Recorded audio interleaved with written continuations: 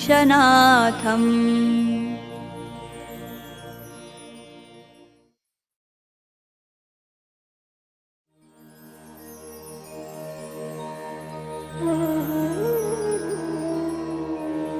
ॐ नमः श्री तुलसीदास सद्वरिष्ठाय धीमते पूरितं हृदयं येन रामप्रेमामृतेन मे।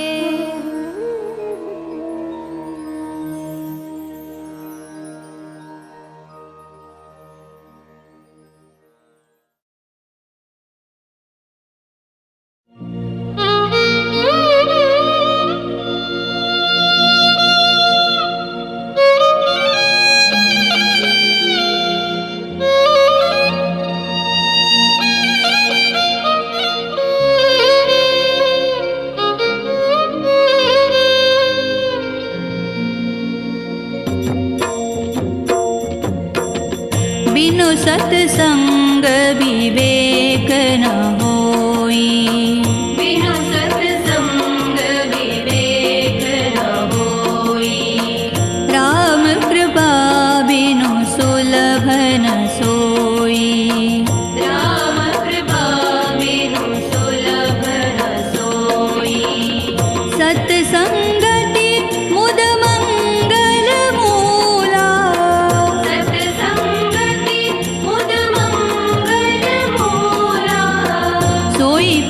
सिद्धि सब साधन फूला, सोई फल सिद्धि सब साधन फूला, सोई फल सिद्धि सब साधन फूला, सोई फल सिद्धि सब साधन फूला।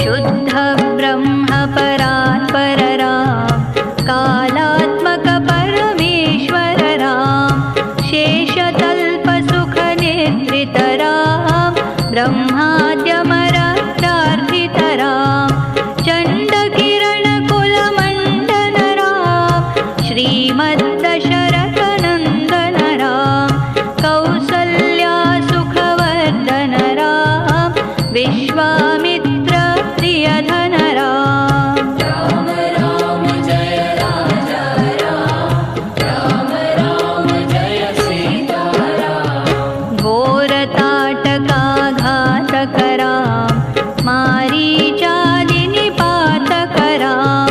कौशिक मख संरक्षक राम, श्रीमदहल्योद्धारक राम। गौतम मुनि संपूजित राम, सुरमुनिवरगण संस्तुत राम। नाविक धाविक मृदुपद राम, मिथिलापुर जन मोहक राम। राम राम जय राजा राम, राम राम जय सीता राम। विदेह मानस रंजक राम, त्र्यंबक कार्मुक भंजक राम।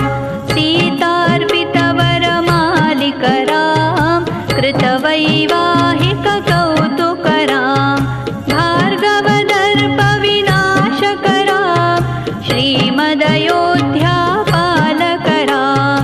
राम राम जय राजा राम, राम राम जय सीता राम। राम राम जय राजा राम, राम राम जय सीता राम।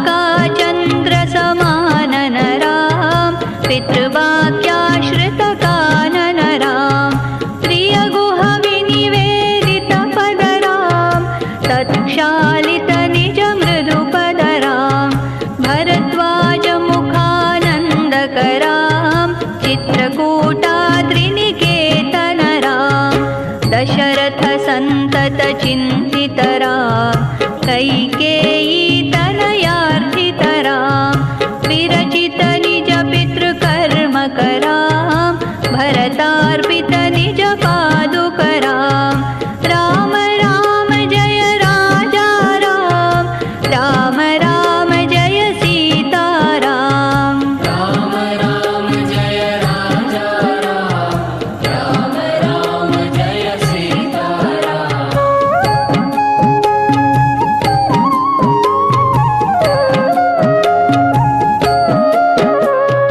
दण्डकवन जन पावन राम दुष्ट विराध विनाशन राम शरभङ्ग सुतीक्ष्णार्चित राम अगस्त्यानुग्रह वर्धित राम गृध्रादिप संसेवित राम पञ्चवटी तट सुस्थित राम शूर्पणखार्ति विधायक राम खरदूषण मुख सूदक राम राम राम जय राजा राम राम राम जय सीता राम सीता प्रिय हरिणानुग राम मारीचातिकृदाशुग राम विनष्ट सीतान्वेषक राम गृध्रादिपगतिदायक राम शबरी दत्त फलाशन राम कबन्ध बाहुच्छेदन राम राम राम जय राजा राम राम राम जय सीता राम राम राम जय राजा राम राम राम जय सीता राम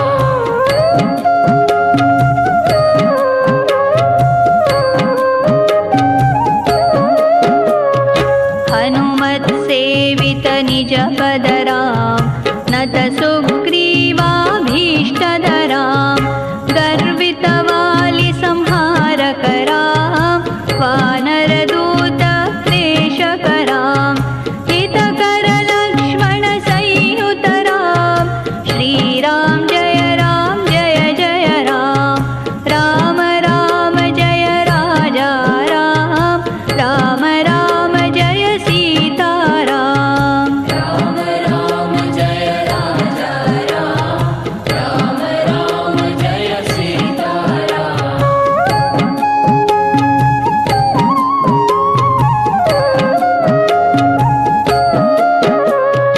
कपिवर सन्तत संस्मृत राम तद्गति विघ्नध्वंसक राम सीता प्राणाधारक राम दुष्ट दशानन दूषित राम शिष्ट हनुमद्भूषित राम सीता वेदित काकावन राम कृतचूडामणि दर्शन राम कपिवर वचनाश्वासित राम राम राम जय राजा राम राम राम जय सीता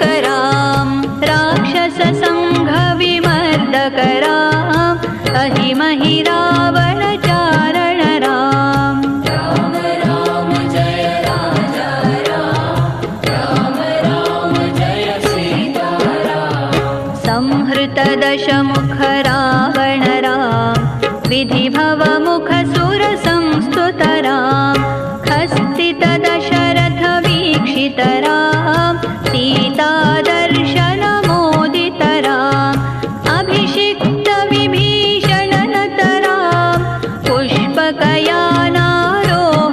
राम भरद्वाजाभिनिवेशण राम भरत प्राण प्रियकर राम राम राम जय राजा राम राम राम जय सीता राम साकेतपुरी भूषण राम सकल स्वीय समानत राम रत्नलसत्पीठास्थित राम पट्टाभिषेकालङ्कृत राम पार्थिव कुल सम्मानित राम विभीषणार्पित रङ्गक राम ईशकुलानुग्रहकर राम सकल जीव संरक्षक राम समस्त लोकाधारक राम श्रीराम जय जय राम राम राम जय राजा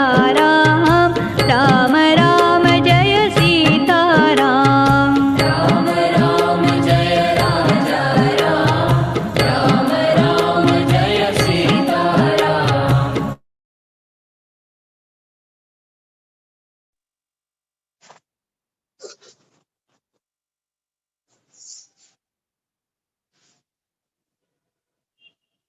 to Akshat from Akshat.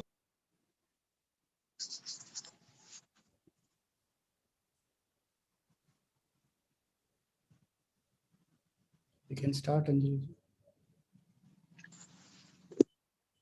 Please start.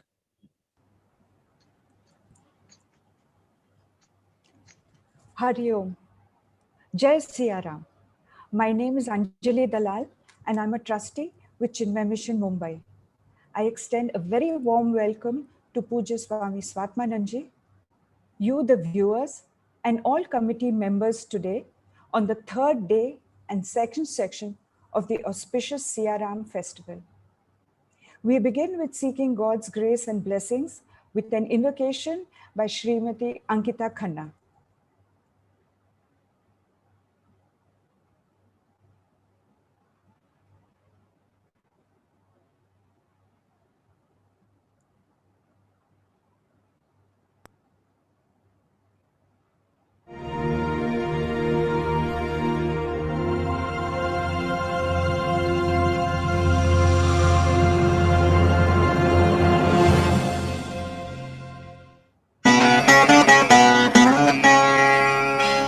ॐ सहनाववतु सहनौ भुनक्तु सह वीर्यङ्करवावहै तेजस्विनावधीतमस्तु मा विद्विषावहै ॐ शान्ति शान्ति शान्तिः समस्त जन कल्याणे निरतं करुणामयं नमामि चिन्मयं देवं सद्गुरुं ब्रह्मवेद्वरम्.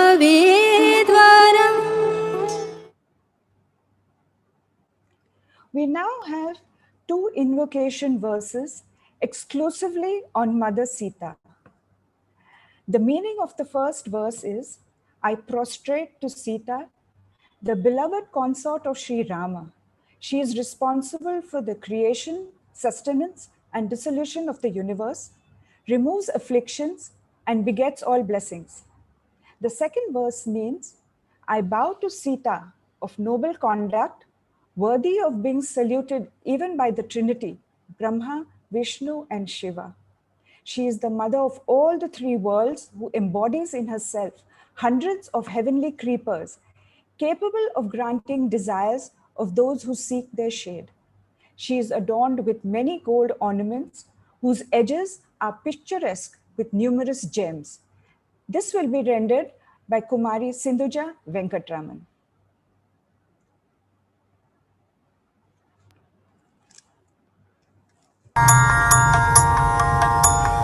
उद्भवे स्थितिसंहारे कारिणीं क्लेशहारिणीं सर्वश्रेयस्करीं सीतां नतोऽहं रामवल्लभाम् सीतामुदारचरितां वदिष्यामि Vishnu वन्द्यां त्रिलोकजननीं शतकोपवल्लीं हेमैरनेकमणिरञ्जितकोटिभागैः कोशाश्रयेरणुदिनं सहितां Namami. That was a beautiful invocation and rendition. Thank you.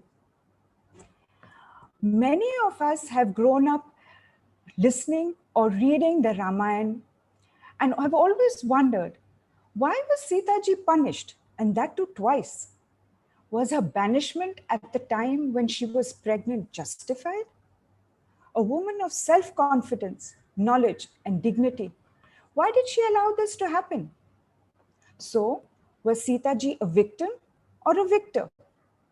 We have today two very eminent speakers to throw light on these aspects of Sita ji. Puja Swamini Vimalananda ji from Chinmaya Gardens, Coimbatore, Pranam Swamini ji, and Professor Dr. Gauri Mahulikar ji from Chinmaya Vishwavidyapeeth. Hari Om, Doctor. A very warm welcome to both of you. For those who have not heard our speakers before, let me give you a short introduction about them. Puja Swamini ji is a senior disciple of Puja Gurudev Swami Chinmayananda ji. After acquiring an honors degree in architecture, her travels made her reflect on life and move from designing the world outside to the seeking of the sacred inside. The Chinmaya Mission Vedanta course deepened her spiritual knowledge. Her passion for education found fulfillment in concretizing her Guru's vision into the Chinmaya Vision program, which now largely reflects in the national education policy recently introduced in India by the central government. Her multifarious contributions in the field of education, as she headed the Chinmaya Mission Educational Cell for the last 25 years, has touched the lives of millions. A dynamic leader, a serious seeker, a spiritual practitioner, a prodigious learner, a visionary educator, a nature lover, a prolific writer, and a popular speaker. She travels around the world guiding seekers of all ages. Her simple style of talking has captivated the intellectual and faithful alike. Her sense of aesthetics and depth of knowledge reflects in all her activities, including her writing.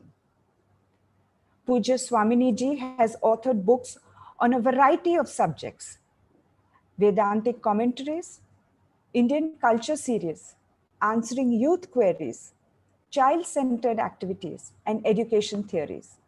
Her books are very popular, as are her YouTube talks. I seriously recommend you do try them. Our second speaker today is Professor Dr. Gauri Mahulikar ji from the Chinmaya Vishwavidyapeeth. A researcher in Vedic literature, a student of Vedanta, and a passionate lover of Sanskrit literature, Dr. Mahulikar ji holds a doctorate in Sanskrit on Vedic elements in Puranic mantras and rituals. An author who has published 6 books and over 80 research articles in English, Marathi, Hindi, and Sanskrit, Dr. Mahulikar ji has mentored several doctoral students, 16 of who have successfully earned their doctorates. She retired as head of Sanskrit department and Gurudev Tagore Chair for Comparative Literature of the Mumbai University in 2015, and joined the Chinmaya Vishwavidyapeeth in Velayanad, Kerala as Vice Chancellor and is currently Dean of Faculty. Dr. Mahulikar ji was awarded the Manikji Limji Gold Medal for her dissertation on ancient Greek dramas and Bharata's Natya Shastra from the Mumbai University. Some of the many awards that Dr. Mahulikar ji has been awarded are the Ramakrishna Award by the Canadian Education Foundation, Ontario, for the propagation of Sanskrit, Guru Gaurav Puraskar by Kala Sadan, Mumbai, Kavi Kulaguru Kalidas Sanskrit Sadhana Puraskar by the Maharashtra State Government, Adi Shankaracharya Puraskar, awarded by none other than His Holiness Shri Jayendra Saraswati Mahaswamigal, the Shankaracharya of Kanchi Kamothi Peetham, Savitribai Phule Puraskar by the Mumbai University, and the Indira Behere Puraskar by Tilak Maharashtra Vidyapeeth, Pune. Dr. Mahulikar ji is a very well decorated and accomplished lady. Congratulations. Before we proceed, those of you who have questions during the session may post them in the chat box, but be sure to also mention to whom they are addressed to. We will try to take up as many as we can, given the time constraints. May I now request Pujya Swamini ji to please take over.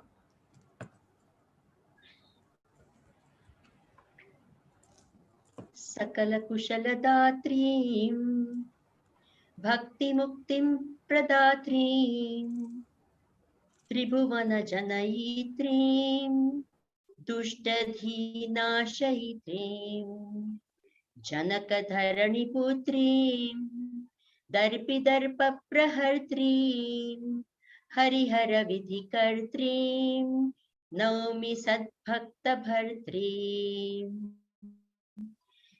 Ya Devi Sarvabhuteshu Sita Rupena Samsthita Namastasyai Namastasyai Namastasyai Namo Namaha.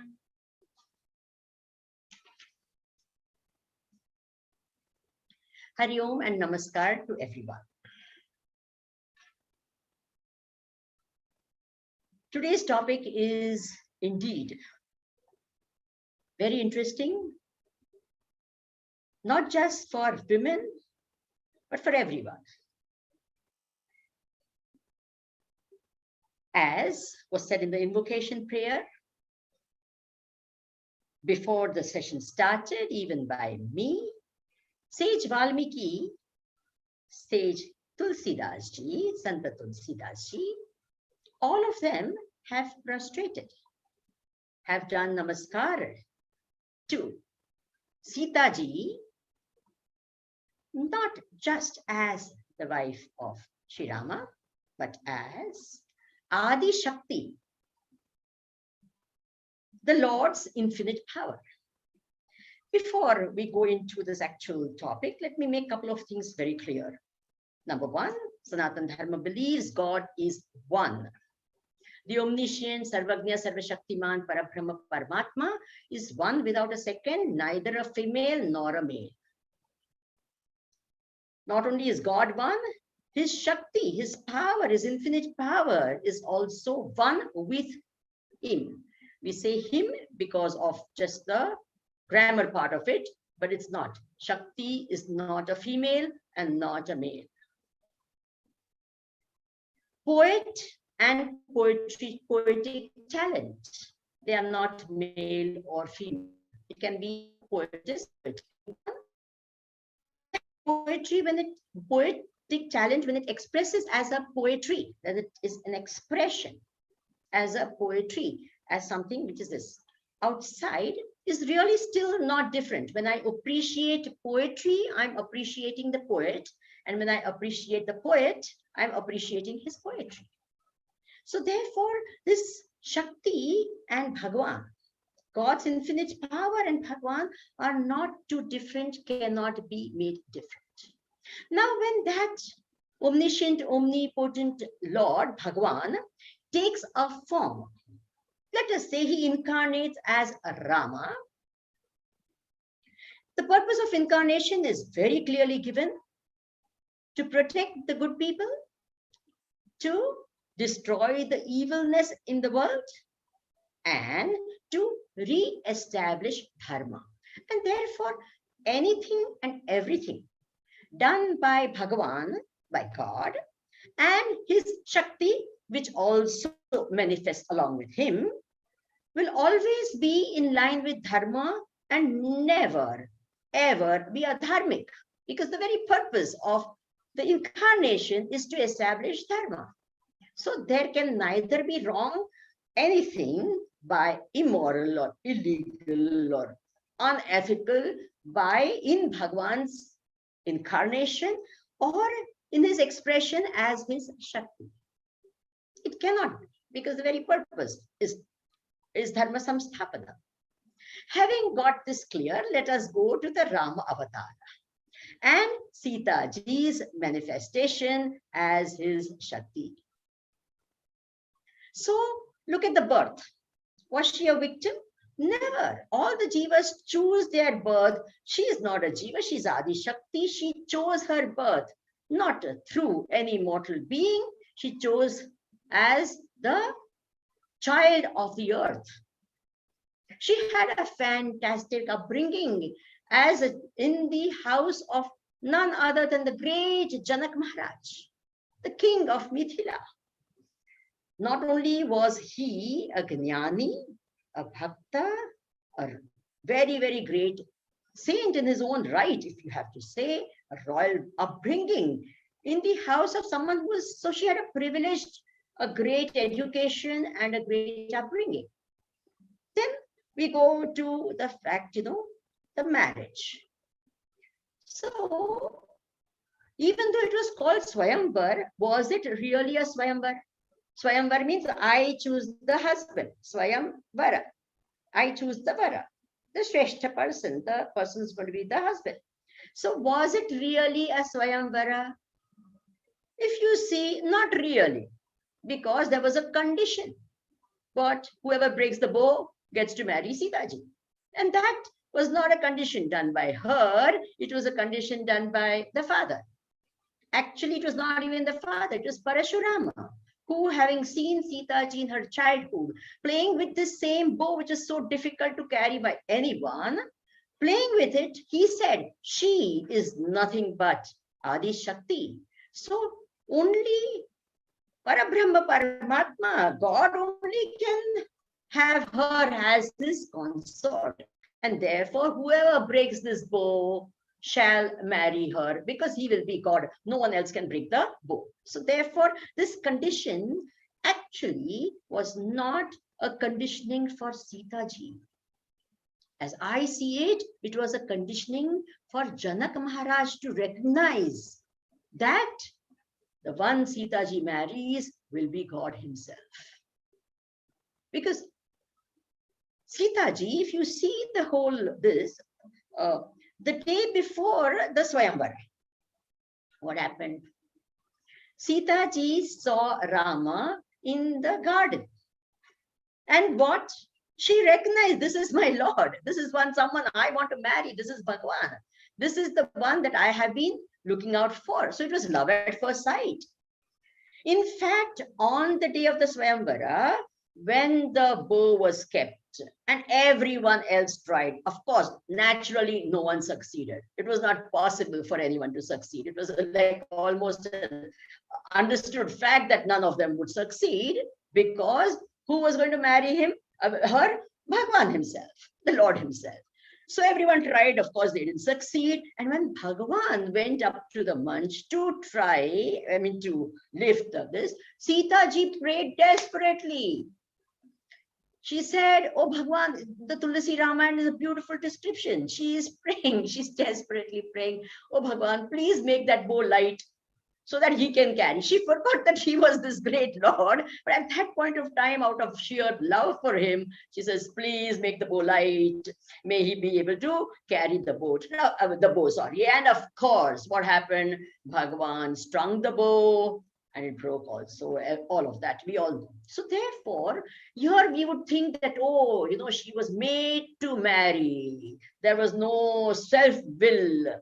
She did not have a choice. Someone else decided whom she was going to marry, but that was not true. In fact, that test, I truly believe, was for others to recognize the greatness of Rama and the greatness of the person that Sita ji was going to marry. She herself had already chosen.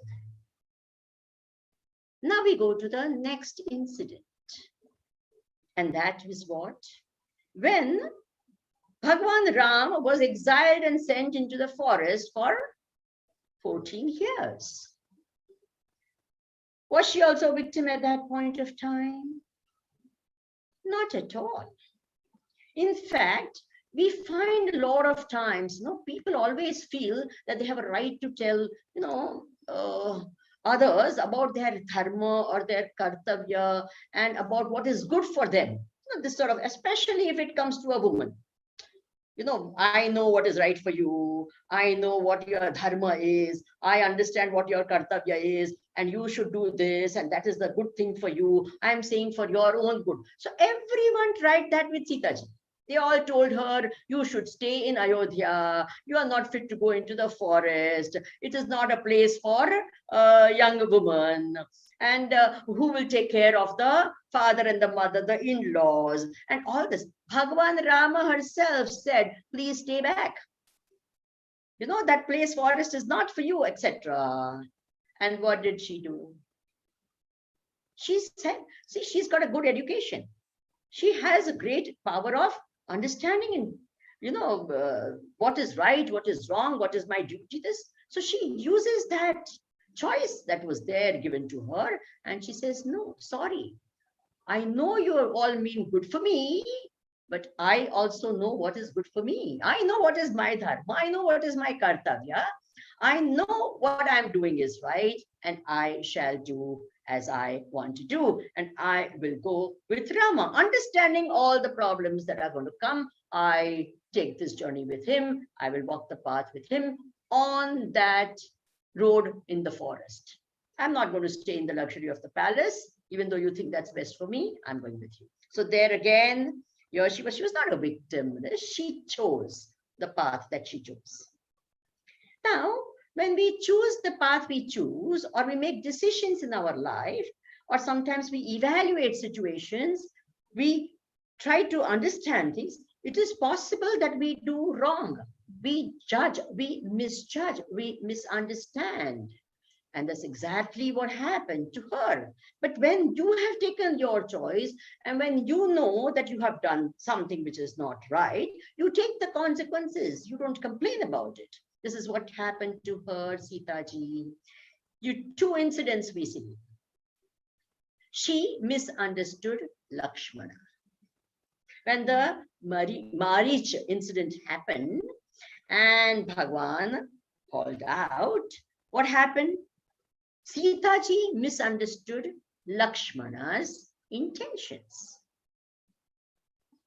It would never have happened, something like that, because she held Lakshmana in greatest of regard. And yet at that point of time, in her mental condition or emotional, whatever you say, she misunderstood Lakshmanji.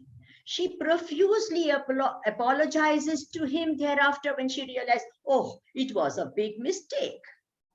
Not only that happened, but very soon after that, when Ravana also came, what happened? She misunderstood him. She did not see through his, whatever he put, disguise he put. She couldn't see through him.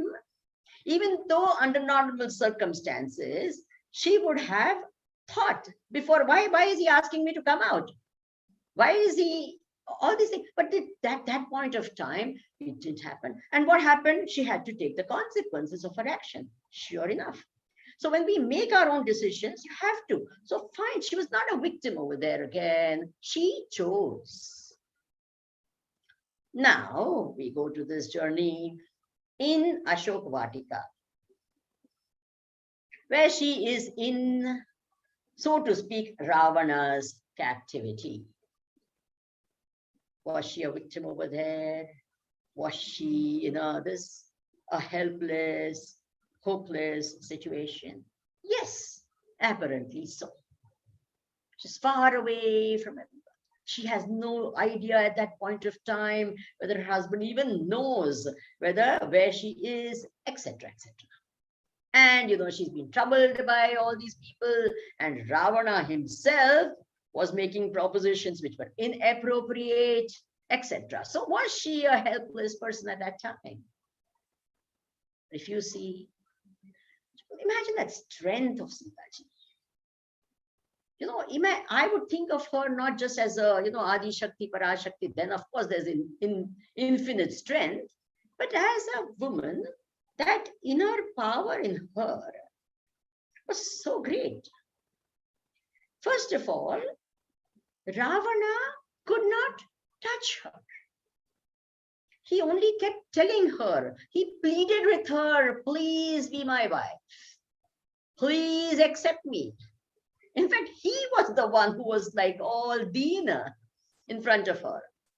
And she just kept a piece of grass in front of her.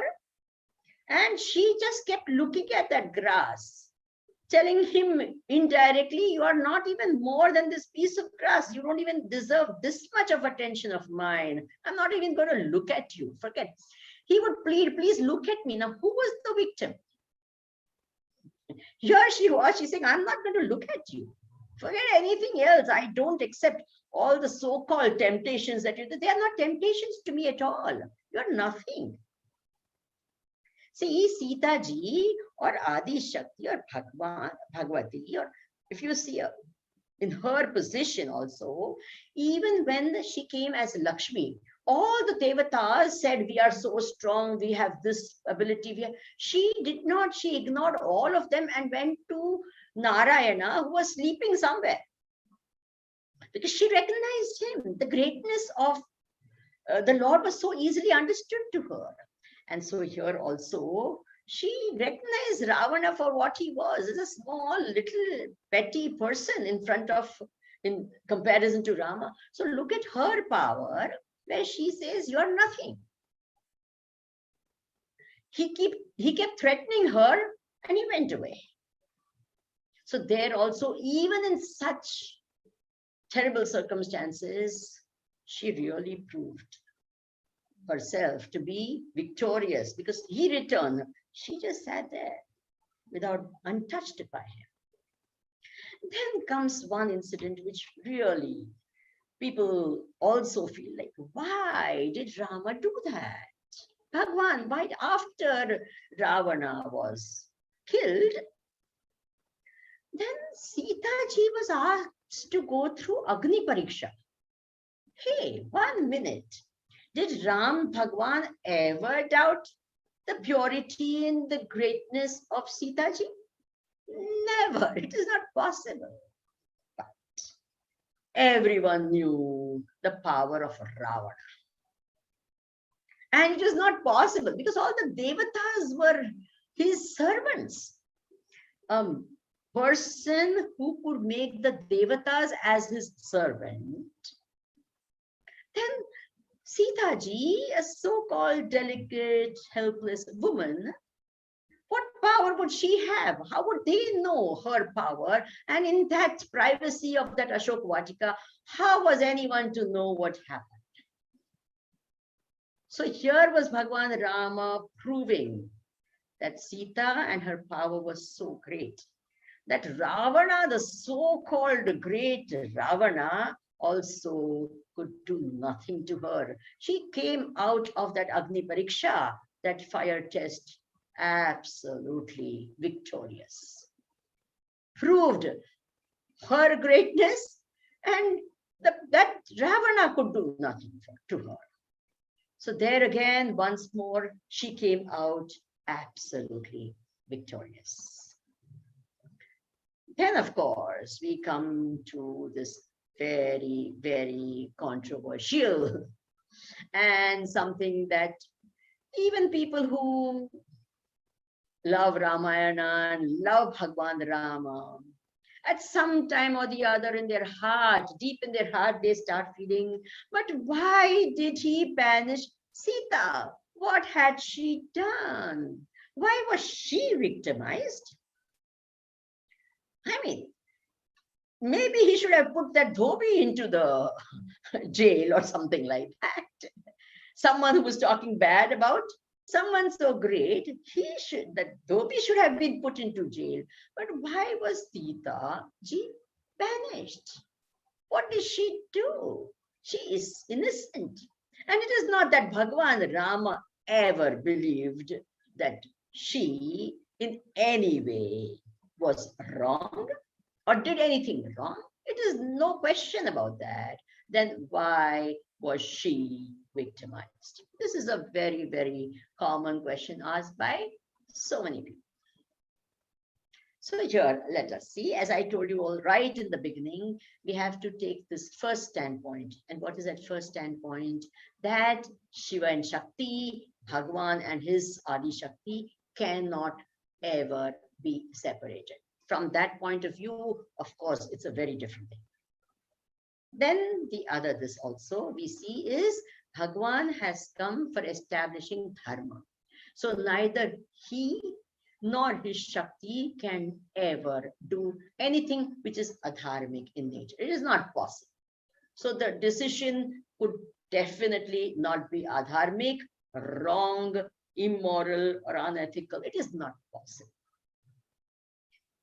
Then we go to the next. Bhagwan Ram was a king. He was the Ramo Vigrahavan Dharma. He was the very embodiment of Dharma. And he used to say that the Praja is my body. For him, the Praja was his Pujya, his Ishta, his Devata. Now, as Raj Dharma would have it, there was so much of cohesiveness and harmony. There was absolutely no crime in his kingdom. All of this, that is why we still to this day say Rama Rajya as the ideal kingdom, you know. So, in that point of time, one of his subjects, the Dhobi, as we all know, the launderman, as we know, had this thought. Why Sita has stayed in Lanka. Now remember that Agni pariksha happened in Lanka. It had not happened in Ayodhya, right? And if someone just says, oh, wahan hua tha, there this Agni pariksha had happened, already she has proved, they'll say, no, no, no, we don't know whether it actually happened and all that. So Bhagwan Ramji was not going to put Sita ji in another Agni pariksha in front of his Ayodhya Vasi. No, no, that was not an option at all.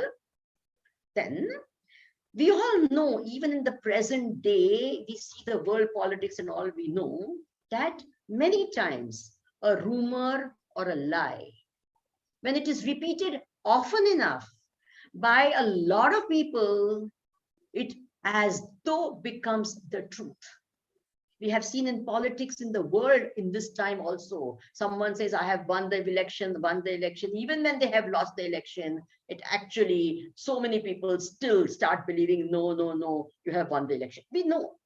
So a rumor, a wrong notion, a lie, when it is repeated often enough, and as rumors are, we all know what happens to rumors, a common thing, it's repeated and repeated and repeated till it becomes, when it's a complete lie, it becomes what? A truth.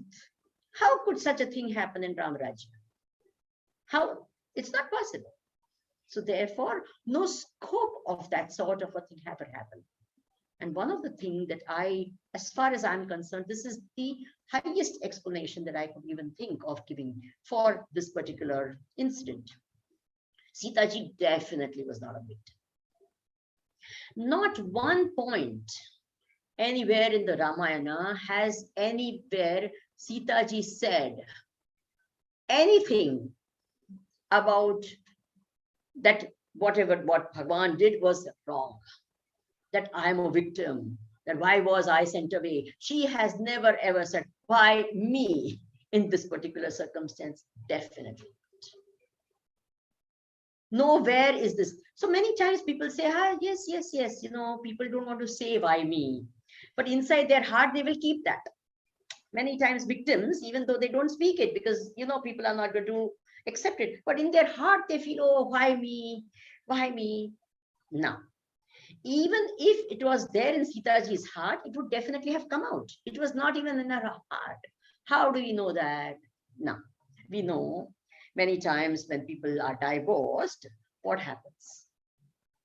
even though the lady may not say anything, but surely with the children, she will say, you know what the father was, your father, something, some bitter or something. Even if they don't say anything bad, they definitely are not going to say a lot of good things. Why? Because that thing in her heart is definitely going to come out, with the children. That, oh, you don't know what he was, you know what he did. Sita ji brought up two wonderful children, Love and Kush. And we all know that they were told the entire story of Rama, Sri Rama's life, Bhagwan's life. And these two young, beautiful teenagers, they went to the court of Bhagwan Ram and sang the story of Rama in all praise. Nowhere did any of that, something wrong happened. And if something wrong had happened, as Sita ji, if she felt that something wrong had happened, definitely Love and Kush would not be saying that. They would themselves have felt, what happened to my mother was wrong. She was a victim. This was not, nowhere is any such mention by Lava Kusha, neither from the words of Sita ji, nor from anyone. And Valmiki ji was there. You think a great sage like Valmiki, who took Sita ji, would have allowed us someone, or Vashishta Rishi, Bhagwan Rama always listened to great saints. Whenever he did any action, he would always talk to his guru. He would always talk to great sages. Every action that he took, he would always consult them, whether he was walking the right path, etc. We never hear of Vashishta Rishi saying, hey Rama, don't do this, don't make Sita a victim. It's not right. Sita ji was very happy in the ashram of Rama, of Valmiki ji, in the sense, it's not that you can be happy when you're away from this husband, but she never felt that she was a victim at any extent. And another very important thing, how Sita ji was absolutely victorious is because for this action of Bhagwan Rama, to date, people say something wrong about him, but not one person says anything wrong about Sita ji. Bhagwan Rama's love for Sita was so great that he felt that let them speak bad about me. For eons together, people will doubt this decision of mine, but not a single person is ever going to say anything bad about my Sita. What a love. What a great love. And Sita ji also accepted that, yes, here is his love for me, which is so great, that he is going to be given the bad name, not to me. Sita ji's life was absolutely none. From all these and other incidents also that we see, remember, here was an avatar and his Adi Shakti. These are ideals where they come out victorious. In our day-to-day life, women don't always come out victorious. And it is a fact that as women, it is a fact that life is definitely more challenging in a lot of ways. A woman has to prove herself again and again and again and again. Any successful woman in this world knows this as a fact. A man would prove himself once, he's accepted his grade, he's achieved something, etc. A woman, every time, all the time, in every phase of her life, in every aspect of her life, has to keep on proving. Sita ji also had to keep on proving, an Agni pariksha, and this pariksha, and that pariksha, constantly. But what happens in the process? If it is taken in the right way, she becomes only stronger and stronger and stronger and stronger. It's a fact. Sita ji did face challenges, as did, of course, everyone else, Bhagwan Ram and all of them also. But as we know, that in and through all this, she became a very, very strong person. As I again said, this is an ideal. We say in our culture, Yatra naryastu pujyante ramante tatra devataha. This is an ideal. There where women are worshipped, there all good things happen. The gods are happy. There is well-being, there's prosperity, there's, dharma, etc. It is a fact. This is an ideal. So Sita ji did set an ideal. She was victorious. However, that does not mean that the ideal actually is there in this world. We are far from this ideal. She was victorious. She will always be remembered as someone who was an ideal and a great person. However, we all know that every woman who lives in this world, even in this time of so-called modern liberal ways of our living, this ideal is not there. So a woman does have to struggle, does have to prove, does have to, face a lot of victimization, if one has to say, but we know that there is an ideal in front of us, and we too can reach that ideal. We can be victorious. And we know a lot of us have actually proved that we can be victorious in life. We don't have to be victim of anything. Like Sita ji, we too can be victorious. Thank you. And now I hand over to Gauri ji. She can continue.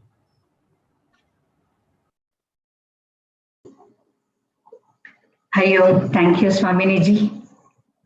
And it's my pleasure that I will have to speak now after you. So there is some tension.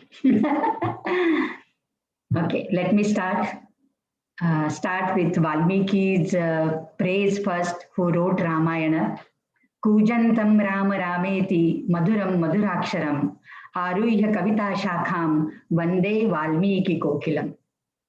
And then the heroine of the play of the epic, Bhumer Duhitaram Vidyam Namami Prakritim Shivam Paulastyashvarya Samhartrim Bhaktabhishtam Saraswatim. So this is a benediction to Saraswati, my prayers to Saraswati. I'm so grateful to Swami Swatmananda ji of Chinmaya Mission Mumbai, who gave me an opportunity to present my views on Sita, whether she is a victim or victor. I have named it as Sita, Strength Personified. Tradition calls Sita Abala, an innocent married woman subjected to abduction, repudiation, and so on and so forth. Let's analyze that with the help of Valmiki Ramayana. I am not referring to Tulsi Ramayana at all. I will be referring to Valmiki Ramayana, Gita Press Gorakhpur edition, and then try to come to some conclusion. I am reminded of Ramaraksha Stotra, which I have been reciting right from my childhood. Asya Shri Ramaraksha Stotra Mantrasya Buddha Kaushika Rishihi Shri Sita Ramachandro Devata Anushtup Chandaha Sita Shaktihi Srimad Hanumana Kilakam, etc., etc. Sita Shaktihi. So Sita is the Shakti of Rama. Swamini ji rightly said she is Adi Shakti, and she is the strength, epitome of strength, or strength personified. Now, traditionally, we recite the verse, Ahalya, Draupadi, Sita, Tara, Mandodari, Tatha, Panchakam, Nasmaren Nithyam, Mahapataka Nashanam. Some people call it as Panchakanya. I, as a Sanskrit professor, I would rectify the mistake of the scribe and read it as Panchakam, Na Nama Naraha, Smaren Nityam. So Sita is the main thing here. Of course, Mandodari, Tara, and Ahalya are also from Ramayana, but Sita is the main thing. Now, all these 5 women are, they have uncommon birth. They are Ayonija, Ayonisambhava. And they are the women who fought against some social norms. They suffered They were subjected to some test, put to some test, and then they got recognition and they became strong women, and then they were deified, apotheosized. They became devis.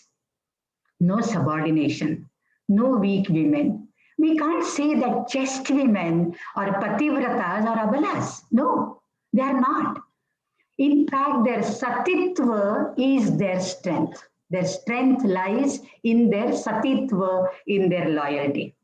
I have just, by taking a review from Balakanda till Uttarakanda, throughout all the 7 kandas, wherever Sita ji appears, I saw her character, how it blooms, and I picked up few qualities which make her a very strong woman. They are like optimism. She is a very ashavadi, optimistic in nature. She is a determined. She has firm resolves, firm convictions of her own. Perseverance, she has the tenacity, forbearance, then forgiving nature, thoughtfulness, argumentative style, confidence, and her own choice in making her own decisions. She doesn't depend on anybody else for making decisions of her own. Right from Balakanda, if you take, as Swamini ji referred to her Swayamvara, Valmiki calls her Virya Shulka. The Shulka for her is Virya, the valor or bravery. That is the Shulka, that is the pana, the bait of the Swayamvara. And this Swayamvara was not a one-day affair, Janaka had declared, Valmiki says, that one whosoever tries to lift that Shivadhanushya, that bow given by Parashurama, Sita will wed him, marry him. And so many people used to come whenever they passed by Mithila, they used to come and try their hand on it, but none of them was even, able to touch and lift that bow of Shiva. And then Valmiki says the frustrated and the angry kings surrounded Mithila from all sides for 1 full year, because nobody of them was able to not break, but even lift that Dhanushya. But Janaka did not succumb to the pressure. So the Janaka Raja, Maharshi Janaka's determined spirit, that has nurtured a child, Sita, in that way. And as rightly said, Sita used to play with that Dhanushya in the childhood. That is how it is reflected in the Maharashtrian folk song. It says, Shivacha Dhanushya Sita Baina Kela Ghoda. Ghoda is horse, tak tak. Shivacha Dhanushya Sita Baina Kela Ghoda. Ravanala Pudha Devala Padla Koda. In fact, in the Valmiki Ramayana, Ravana doesn't come for the Swayamvara and all that, okay? But then the folk literature has its own version, and Tulsi Ramayana has got a great impact on other versions of Ramayana. So she is Virya Shulka, her strength lies there right from her childhood. And then she became like an epitome of what you can say, a Vedic Indian culture. Rhetorically, I would rather call her Mother India. She is Sati and Shakti both combined together. At Chinmaya Vishwavidyapeeth is combining IKS and CKS. Sita ji is combining Satitva and the Shaktitva in one person. Purity, chastity incarnate, that is Sita ji. Her pictorial depiction, if you see, especially Raja Ravi Verma's pictures, her clothing, her posture, her stance, they all indicate at a very meek, a very homely, shy, coy type of married lady. However, that Satitva verily is her strength. When she got married, Janaka said to Bhagwan Rama, Iyam Sita Mama Suta, this daughter of mine, this Sita, Sahadharma Charitava. He never says Anugamini Tava, Saha Dharma Chari Tava. Praticha Chainam Bhadrante Panim Grindishva Panina. So take her hand in your hands and she will follow you as a Pativrata. But basically, you accept her as Sahadharma Chari. So this is how Janaka hands over Sita to Sri Rama.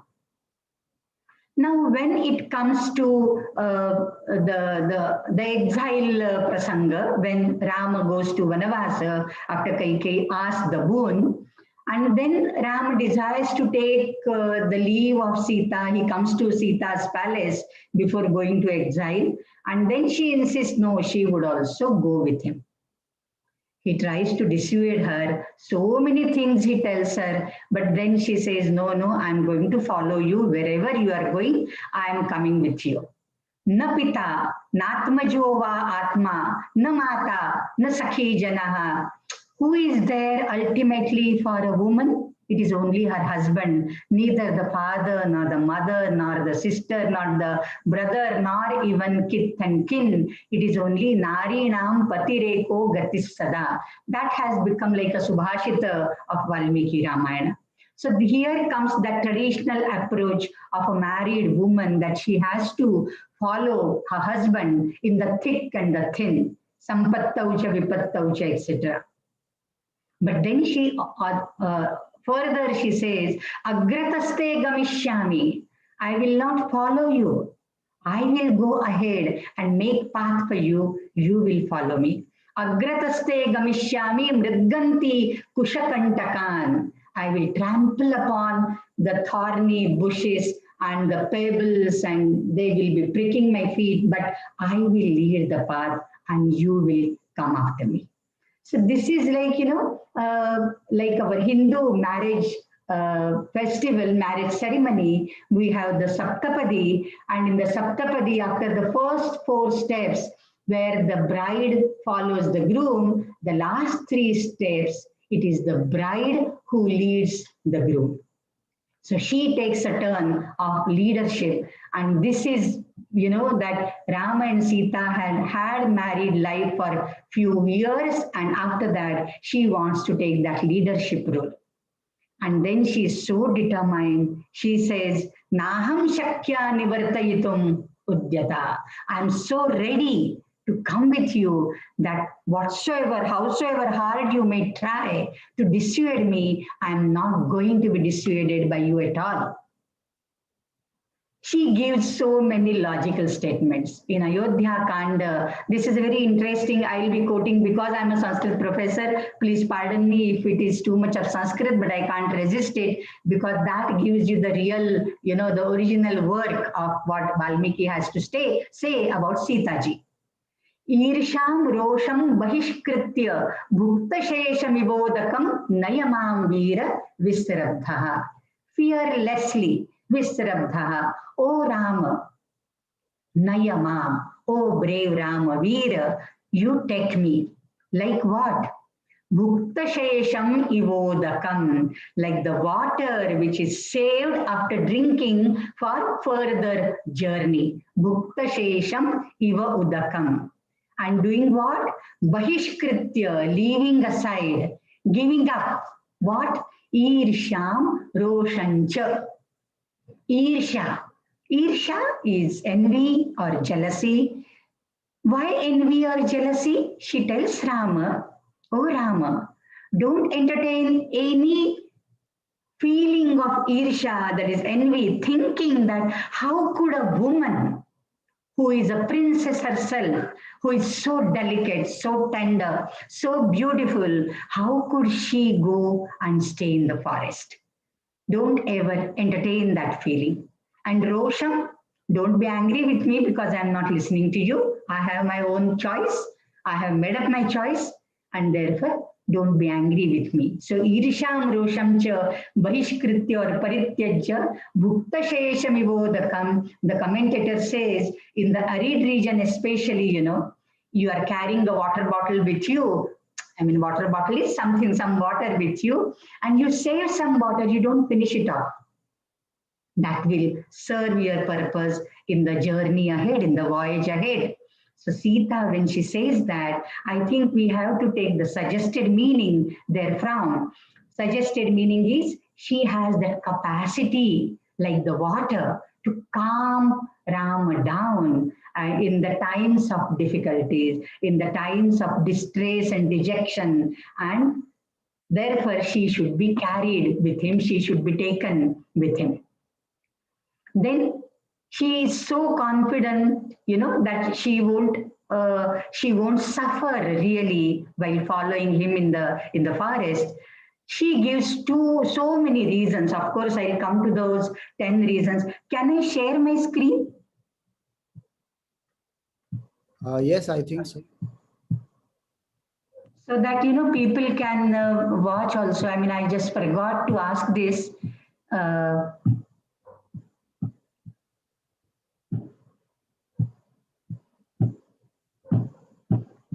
You are able to share? Yes, I'm able to share. Can you see it? Yes. Yeah. So her confidence, Anushishtasmi matra cha pitra cha vividhashrayam, nasmi samprati vaktavya vartitavyam yathamaya. You are not the one who should tell me how I should behave and how I should not behave. I am trained by my parents, matra and pitra, and therefore I know what is my duty. What is my kartavya? I know it very well. And I can stay in the palaces, in the luxuries of the royal palace, as well as I can stay with you in the forest with the equipoise, same strength. I will not grieve while staying in the forest, and I will not be much joyous and elated while enjoying the luxuries in the palace. And when you are there to protect others, will you not protect me? Why should I fear? And what should I fear from? See the logical question she is answering. I have decided to come with you and you can't dissuade me any further. Now, suppose I'm carrying you, Rama might think, oh, what about your food and all? Here you will get so many servants, you know, serving food and all to you. Don't worry about my food. I'm fine eating fruits and roots as you will be eating. I am also fine eating that. And secondly, I have been brought up in the palace. I have been staying in the palace. I am a nature girl. I am a Bhumi Kanya. I want to see the mountains, the rivers, the lakes and the ponds with you by my side. Nirbhita drashtumichhami. Fearlessly, I want to wander around with you. So that is like a picnic for me. I will have an extra quality time with you. So please take me with you. And then if I take you with me, that's a lot of responsibility. You will become a liability on me if Rama would ever think of that. Sita says, Nato mayate guruta bhavishyati. I will not be a burden on you. So whatever you do, I am ready to follow that lifestyle, and I won't ask. I won't be demanding at all. So I won't be a burden at all on you. And therefore you can, yeah. And then she, see the argumentative style. Rama tries to dissuade her, alarming her with the ferocious animals in the forest. And then she is not to be taken aback or being, you know, stepping back because of this fear. And she says, I am Samana Sukha Dukkhini. I have just put in the red color because these are something important things which I will be repeating again. And when still he is, you know, very reluctant to take her with him, she says, she accuses him. You are not a brave man at all, you know, like trying to rebuke him, to arouse his paurusha, his virya. Striyam Purusha Vigraham. You are as good as a woman in the garb of a man. Striyam Purusha Vigraham. And then one more sentence in Ayodhya Kanda, you know, Shailu Shaiva Mam Rama Parebhyo Datamichasi.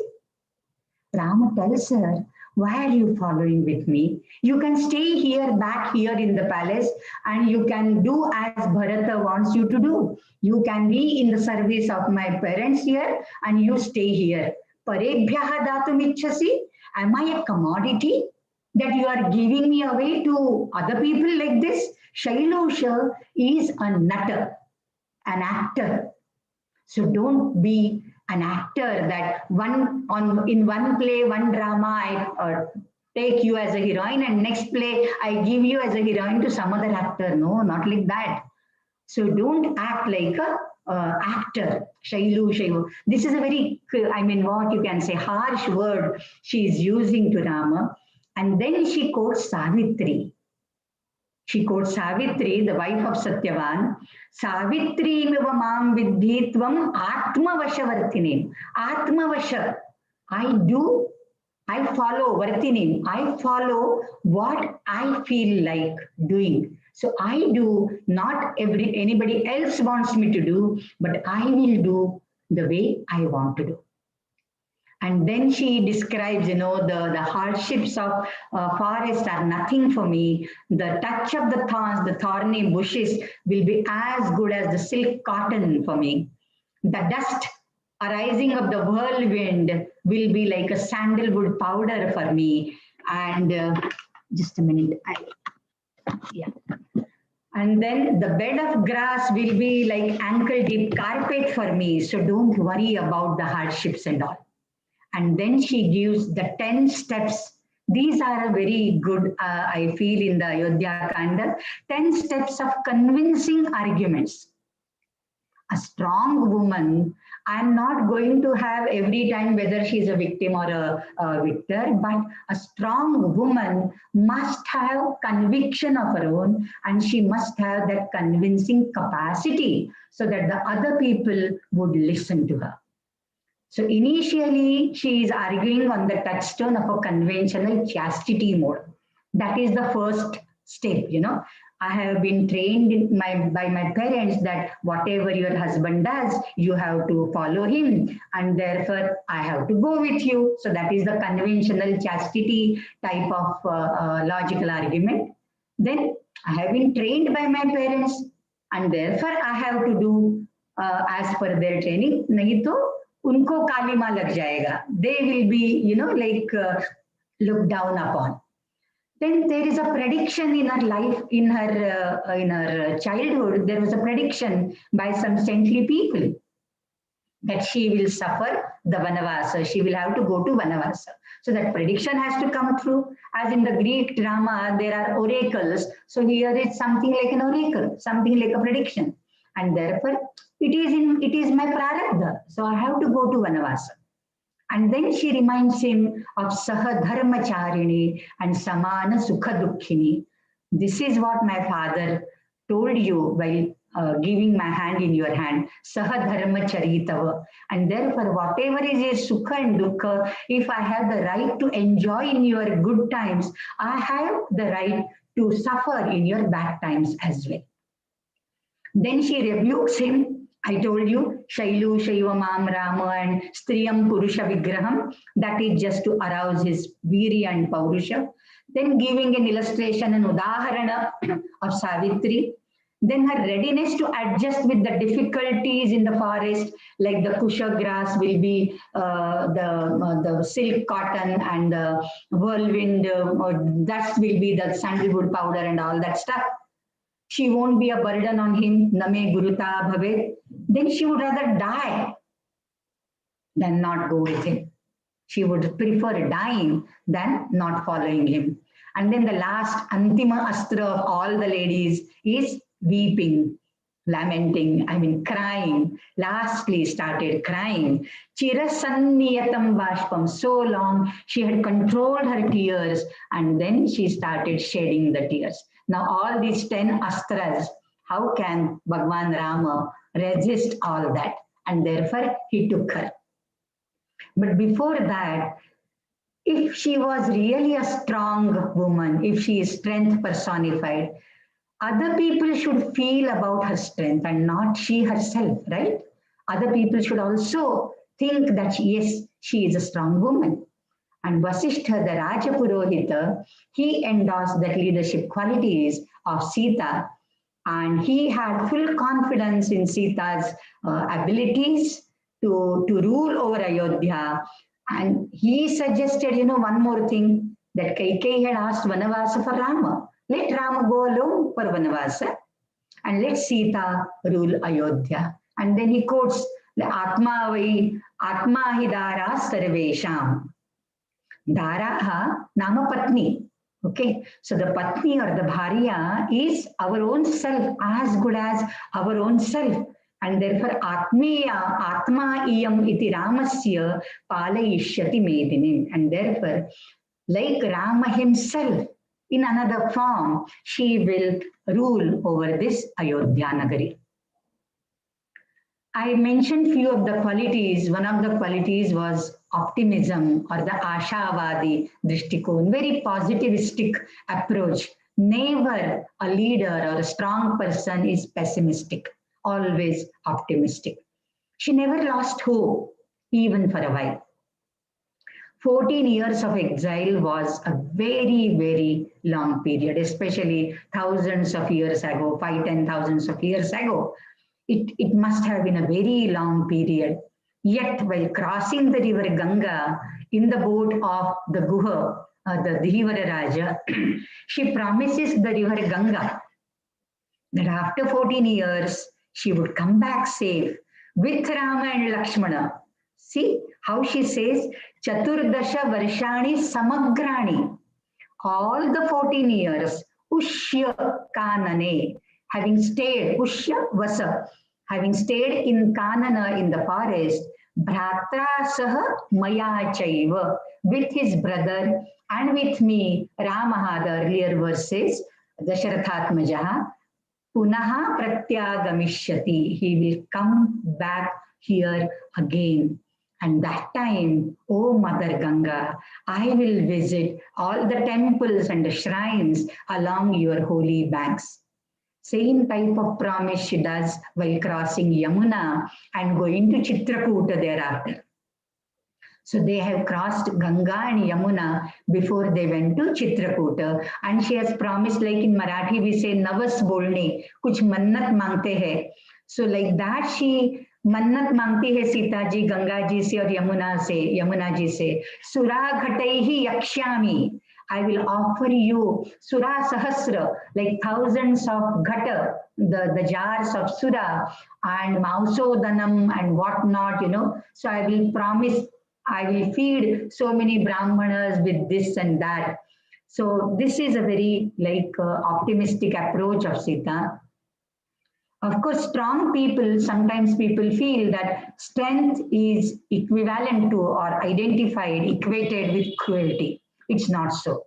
So in Kishkindha Kanda, especially chapter 9th and 10th, Sita warns Rama against unnecessary himsa, unnecessary killing of the forest beings. And that time she advises 3 vices are there from which a Kshatriya has to abstain.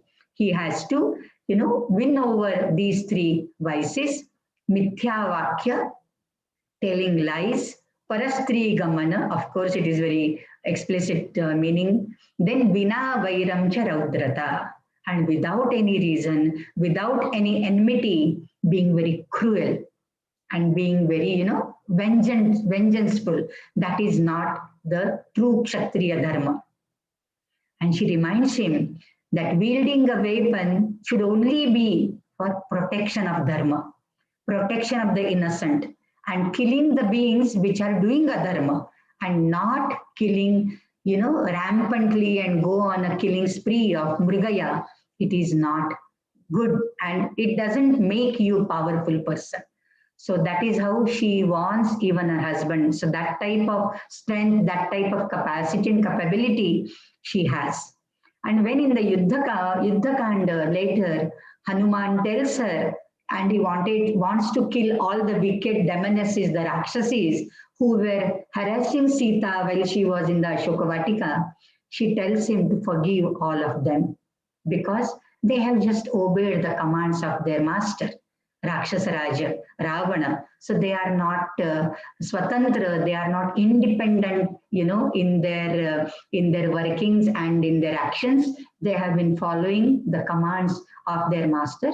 So you should not kill. So this is untimely killing or purposeless killing, she tries to desist both Hanuman and Rama from that. How determined she is. We all know Sundarakanda is such a beautiful Kanda, and Ravana tries to persuade her with so many luxuries and so many means, and showing, displaying, showcasing his own samarthya and his own, what you can say, affluence and all that. But she is not tempted. Of course, she will not be. She is so firm. She wants him, on the other hand, that he is inviting his death thereby.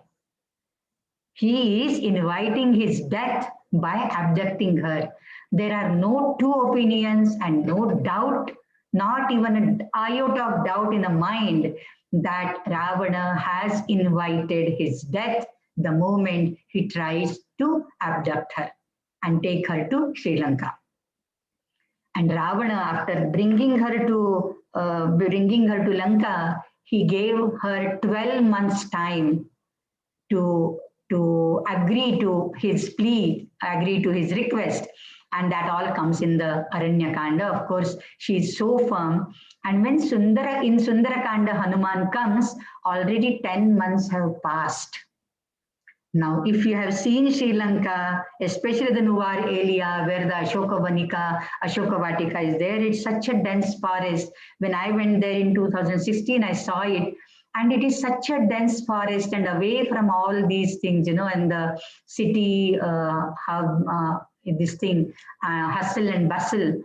How Sita ji, thousands of years ago, without having any means of communication, on the strength of her own Atmabala, survived all that.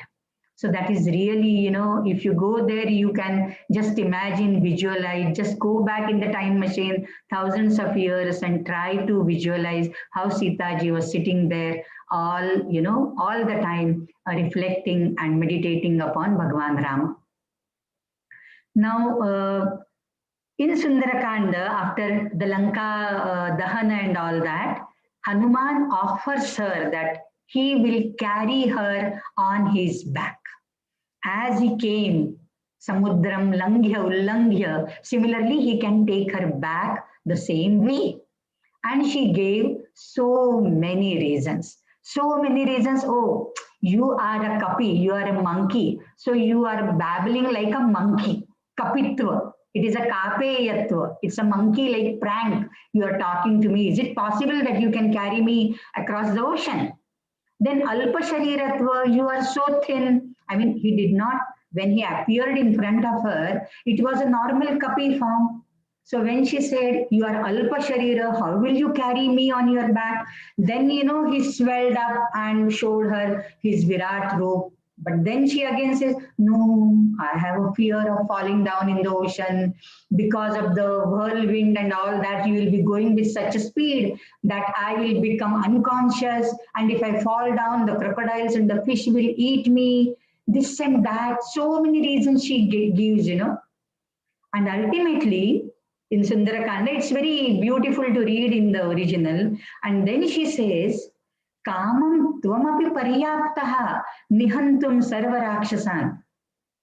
I agree, you are capable of killing all the Rakshasas, but I want Raghava. I want my Rama to come here. If you do all the stuff, then Raghavasya yashaha hiyeta. His glory will go down. It will decrease. My husband, mujhe chuda laye, mere pati, I want that. I take pride in that. I won't take pride in the saying if people say, oh, Hanuman ne akele ne sab kaam kiya and Ram ji ko kuch kaam hi nahi bacha. I won't like that. Raghavasya yashaha hiyeta tvaya shastaistu rakshasaihi. If you punish all the Rakshasas, the Raghavas Kirti, his glory, his fame will decrease, and I don't want that. I can't compromise on his Kirti. And another thing, she said, when I was abducted, I was Paravasha, so Ravana touched me and he put me on his lap, but I was helpless then. but with deliberation, with my own choice, I will not touch any parapurusha. Naham sprashtum svataha gatram ichcheyam vanarottama. Parasya gatram sprashtum. I don't want to touch another man's gatra, avayava, svataha on my own. That is my choice. And therefore, I won't come to you. So she makes her own choices. She is not driven to any decisions. She makes her own choices. Then the fire ordeal, as everybody is talking about fire ordeal, and then Sita Tyaga, and the last Bhumi Pravesha. These are the three things. Bhumi Pravesha, of course, everybody agrees it was her choice, but fire ordeal and Sita Tyaga, could they have been avoided? Or the feminist angle, oh, it's an injustice to the woman, to the married lady, to the wife, and all that stuff. So if we really look into Valmiki Ramayana, Rama never said that you have to do Agni Divya. You have to do Agni Pariksha. Rama never said. In fact, when he told Vibhishana after killing Ravana, after Ravana's Daha Samskara and all, that Shirasnanam Karayitva and Bhushitangim, having put her head bath and decorating her with all the ornaments, bring her here. That time, she tells Vibhishana, Asnatva drashtamichhami Raghavam Rakshaseshwara. Oh Rakshaseshwara, oh Vibhishana, I want to see Rama asnatva, not even having taken bath. For all this 1 year, she was in Ravana's custody. She did not take bath, she did not take food, and water she drank not, which was offered by him, but the stream which was created by her by throwing a blade of grass there, and that stream is still flowing in Ashoka Vatika in Nuvareli, Lanka.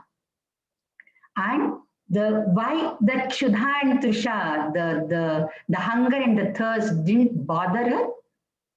They must have, any mortal person. How can she live for 1 year? So there is one sarga in the Uttarakanda. Most of the people feel it is Prakshipta, it is interpolated sarga, interpolated canto. And even Gita Press Gorakhpur, of course, critical edition also says it is Prakshipta. But in that Prakshipta Sarga, there is this reference that Indra himself came there and gave her Kshira, a payasa. Taking that, she did not feel hunger at all for that 1 year. And what about her clothes and her abharana?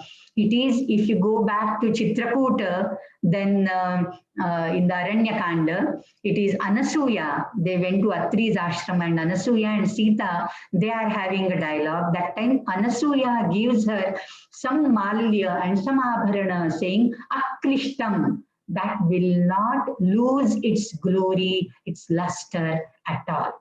And therefore, when she came to Rama, she came in the same ornaments. Okay. Only thing is, Vibhishana, because it was Rama's Agnya, he made her take Shirasnana, and then she was riding a palanquin and coming. But all people, gathered to see her, and the other Vanaras were, Apasara, like, no, you can't come and see her. And that time Rama said, yes. At the time of Yuddha, at the time of Vivaha, in the time of Vyasana, that is Sankata, the Rajastriya, the royal women can be seen by any common people. So let her walk down that path to me, and let the Vanaras and the Rakshasas see her, So that is how she was brought. And when she was brought in front of Rama, Rama told her, Prapta Charitra Sandeha Mama Pratimukham Sthita.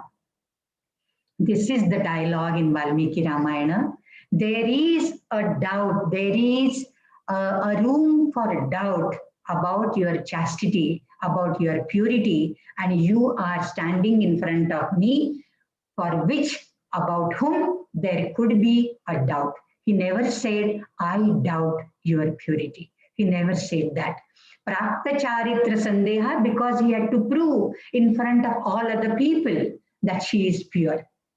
And then she on her own asked Lakshmana, Chita Rachao, and then she did that Agni Pravesha. In the Dharma Shastras, in the Sanskrit Dharma Shastras, we have something called Agni Divya. It is not actually entering the chitta and entering the fire, but holding the fire in your hand. So whosoever is convicted person, a criminal, he has to spread his hands. The jury would put a palasha patra, a leaf of palasha tree on his hand, and on that leaf, the burning embers would be put, and that is called Agni Divya. But here Sita, on her own, she asks Lakshmana to arrange that fire and jumps into it, but she comes out unburned, unhurt. She says again, Mam sarvatah patu pavakaha. If I'm pure by body, mind and emotion and by spirit, let this pavaka, let this fire purify me. Like that, she says, and she goes around Rama, and then he is sitting downcast. His eyes are filled with tears. A person who doubts his wife's chastity will not be sitting in this such a posture and shedding tears. Okay. Then Rama sat there dejected with tearful eyes for a while. Agnideva himself brought Sita. Sita is clad in red clothes, shining like gold, shining like a rising sun, and not even the flowers in the garland she wore were burnt. And again, for this, there is a story of Vedavati which comes in the Uttarakanda. We are not going into that. But did Rama have any doubt about her purity? He never had. And there are references to this in Yuddhakanda. He was sure that Ravana would not be able to transgress his limits beyond certain things. Ravano nati varteta velamiva mahodadhi. As the ocean can hardly transgress the borders, the shores, similarly, Ravana will not be able to transgress his limits. And Sita, touching Sita is like touching fire itself, the flame of the fire. Deeptam Agnishikam iva. So he has full trust in her and he knows it for sure. But then why did he tell her, oh, all the 10 directions are open for you. You have your own choice. You can make your own choice whether you want to come here and stay with me. You can go anywhere, like that he talks to her. Why? It is pratyayartham tu lokanam trayanam satya samshrayaha upekshe chapi vaidehim pravishanti bhutashni. This is only for the people to have belief and trust, and they should not blame me tomorrow that this Dasharathatmaja is Balisha and Kamuka. Out of love for Sita, he accepted her. He is very childish. He is not matured enough. So such criticism should not be leveled against the Ikshvaku dynasty's scion, and therefore pratyayartham tu lokana. But inside my heart, I know ananya hi maya Sita. Sita cannot be separated from me. Ananya. She can't be severed from me. We are but one. As Shiva and Shakti are one, similarly Rama and Sita are but one. There is Advaita. Bhaskarasya prabhayatha. As nobody can grab or can remove the luster from the sun. Similarly, nobody can get Sita away from Rama. And it is not only Rama who has full trust in her. It is Mandodari, the wife of Ravana. She tells in Yuddhakanda that Ravana got burnt, Ravana got killed, Vinashta. Why? The person, the Rakshasa Raja, who had enslaved even the gods, and all the Sahasrarjuna and the Vali and the Nivata Kavachas and this and that. There is a long list in her Mandodari's Vilapa there. But then she says he was killed because of Sita's strength of purity and chastity. Pativratayaha tapasa nunam dabdhosi me prabho. Oh my Lord, you got vanished, you got burnt because of, and she had already told this to Ravana when he wanted to touch her against her will. She reminded him of the curse of the Nalakubara and all that. And then when Ravana was about to kill Sita, this is all witnessed by Hanuman in the Sundarakanda. That time Mandodari stops him from killing, and she always compares Sita and Rama as Chandra and Rohini. I mean, Sita is like a Rohini and Sita is like a Shachi for Indra, so they are inseparable. And then this was the ordeal. And then Rama doesn't have an iota of doubt, as I said, about Sita's purity. And he says, Antaratma cha me vetti Sitam Shuddham Yashasvinim. See the adjectives which Rama uses here. And he says, my inner soul, I, from within, I'm so sure that Sita is Shuddha and Yashasvini. She's pure. She doesn't have anything in her mind. She is pure in and out, and she is Yashasvini. She is very famous. She is glorious because of that purity.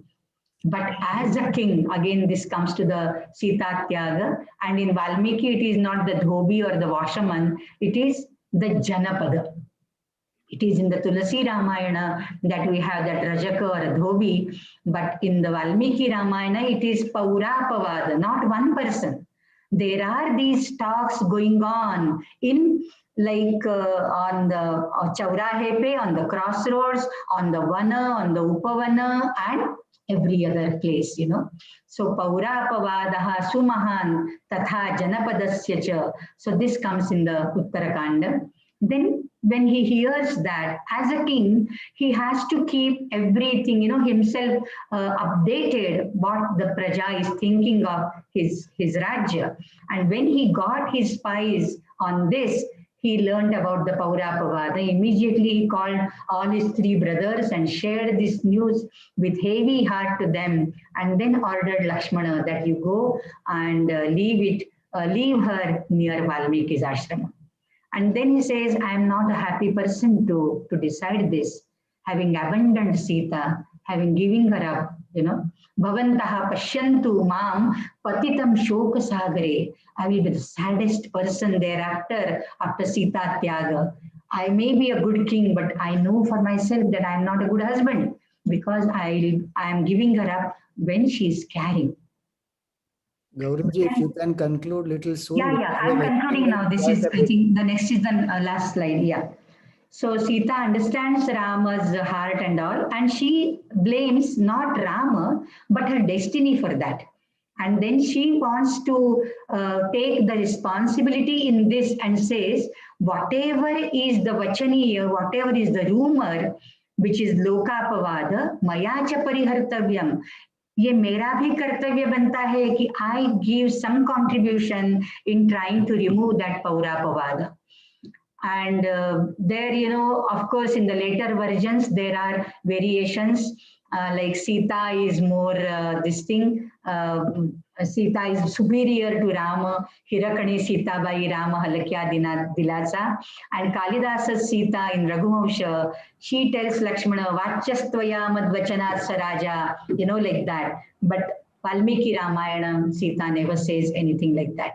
One more thing which I wanted to say is that she is a single parent and she nourished Kushalava, her twins, ably and without having any malice or any hatred for husband, and she did not have those values imbibed or inculcated in her two sons. And of course, these are some of the folk songs which I had gathered for this. But circumstances make a woman more strong, and this could be compared to any female worker, especially on the construction site, you know, as jhoole pe jhulati hai ladke ko, bachche ko, like that. And then her end is by her own choice, and she comes slowly behind sage Valmiki. Of course, when Lavakusha are born, Valmiki says Shatrughna was in the ashrama of Valmiki on the way to Lavanasura's Vadha. So Shatrughna knew Sita has given birth to the twins. And when he comes back after 12 years, when the kids are 12 years old, he listens to this Ramayana for the first time. And then when she was done, she was asked to prove her chastity again, then it is enough, and she calls her mother. And yathaham raghavadanyam manasapina chintaye tatha me madhavi devi vivaram datumarhati. So 3 verses, only 3 verses she talks, she recites in the Uttarakanda, and Madhavi Devi, up comes the Bhudevi seated on a golden throne and propped by the serpents and all that, and she takes Sita into her arms while all look speechless and unmindful of what the happening, and regained their consciousness only after a while, and they started lamenting. So now I'll come to only this title, whether she was a victim or a victor. Not Abala, so she is Sabala, she is a Shakti, and not once even she succumbed to the pressure of Ravana. Another thing which Mahatma Gandhi used to call her as a true Satyagrahi. In Ravana's kingdom in Ashoka Vatika, for 1 year she stayed, it was a Satyagraha. Satyasya agraha, Satyaya cha agraha. So that was her Satyagraha. She is a true Satyagrahi in that spirit. And as a single parent nourishing her twins, so this is like a very strong characteristic of Sita. And she is never known as Ramapatni. She is Janaki. She is Vaidehi. On the other hand, Rama is known as Sita Rama, right? And I would conclude this as Devi. She became Devi from textual analysis to cultural analysis if we come. And 3 main things. She is a Prakriti, that materiality is seen in her when she accuses and uses harsh words for Lakshmana after Maricha Vadha. So there is Shakti, there is Prakriti, and there is Sati. So creativity, materiality, and incredible purity, that is what make her Sita as from human to divine. And basically she is a furrow made by a plowshare, which is called Sita. And there is in the Rigveda the Sita Krishi Sukta, where Sita is glorified. Until she goes back to her own abode into Bhumi Devi, it is all from earth to earth. She is a Bhumi Kanya, and she goes and ends her life in the Bhumi. So thank you so much, and sorry for extending my time by 5-10 minutes. Hari Om, Namaskar. Thank you so much, Pujya Swamini ji and Dr. Mahulikar ji, for such a wonderful, insightful, and enlightening talk. With your permission, we'll take a few questions now. One of the questions that has come up was, why was Sita told to be a good wife by Devi Anusuya ji, but such an Updesh was not given to Sri Rama? Swamini ji, this question is addressed to you. Yes. In fact, I was going to mention this, but of course, as we know the time restrictions, I'll make this also very brief. Remember, Sita was already a queen at that point of time, when a queen in making, you know, she was not crowned. So her Updesh was not just given as a woman to a man, but it was given as a queen as well. And Ramji got enough Updesh as about his Rajadharma from Vashishta Rishi and all. So it is not that he was given, woman, be a good wife and all that, and then he was given. No, this is a queen also. She's already a queen, and she's been told that doesn't matter what type of a king he is, you're supposed to be with him and all of that. So he was given Rajadharma, she was given Queen Dharma. So both of them were given a nice, proper, this is how I see it. This brings us to another question that came in was, if a woman is tired of proving herself and starts living on her own terms, where she doesn't necessarily always agree to her husband, with her husband all the time. Is that adharma? No, excuse me, it has already been told by our Dr. Mahulikar ji that it is not at all. She is defied and she says, I'm going to do, I have a mind of my own. I can do what I want to do and I will do it the way I want to do it. So it's fine. There's no adharma in it. But whatever we do when we make our own decisions, we have to face the consequence of it. Sometimes as a woman, it comes out in a very bad backlash. It does happen because as a woman, you make your choice, you are given more of a lashing, and which is a fact. But still, if you take your own choices, you go by it, so be it. Doesn't matter. You have a right to be that, and that is not called adharma at all. Okay. Then Swaminiji, then with Sita going out of Ram Rajya, whether it was her banishment or the subsequent into Bhumiji, would that have affected the kingdom's prestige and well-being? As I again keep saying that Shiva and Shakti are one, Rama and Sita are one. So this banishment and this outer, this is just an outside khel, as a Rama, as a Katha and all of that. Sita and Ram can never be put apart. You cannot, separate the two. As it's already said by Professor, it's like the Surya and his Teja. You cannot separate the Surya with the Teja. So where Ram is, the Sita is already there. But that outer form, yes, was banished, was made to go out. That was okay. It's like the poetry. So the poet and the poet's talent is with him, but the poetry is outside. Okay. But the poet and his talent is always there with him. So therefore, Ram Rajya suffered because Sita ji was not there, cannot be there. Oh, however, we can say it's possible that if she was there, it could have been enhanced. There is no question about it. It definitely could have been enhanced in a lot of ways, which I am sure everyone recognizes, because with a woman as an outside figure seen, on her side, it would have been a wonderful, picture for everyone also to have, the king and the queen next to each other. It would have been fantastic. It would have been great. Ram Rajya is already held so high. With Sita by her side, I think it could have been just, I don't know what. It could have been beyond our expectations. Yes, true enough. I'd like to apologize to the audience today that we need to extend our sessions to take care of a few questions. A lot of important questions have come in, so please bear with us. Swaminiji, could you also speak a little bit about how Sita ji emerged victorious when she went into the earth? Oh, yes. I mean, first of all, the avatara is taken for doing a particular karya. When that karya is over, when your work is over, you should quit. Anyone for that matter, if you are there, you finished your work, you should quit. So it is her choice, that now I finished whatever I have come here for. I don't think I'm required to be any more around here. I'm not going to serve greater purpose by being here. So it's time to quit. So she says, okay, I'm going. And how will I go? I will go the way I came. I came from the earth, I'll go back into the earth. And Mother Earth most happily welcomed her. She says, please come, you're my child, come back to me. So that's how it happened. And I think all of us, we must know when we should quit. That's an important thing also. We shouldn't hang around more than we require to hang around, right? Yes. Otherwise, others will leave us.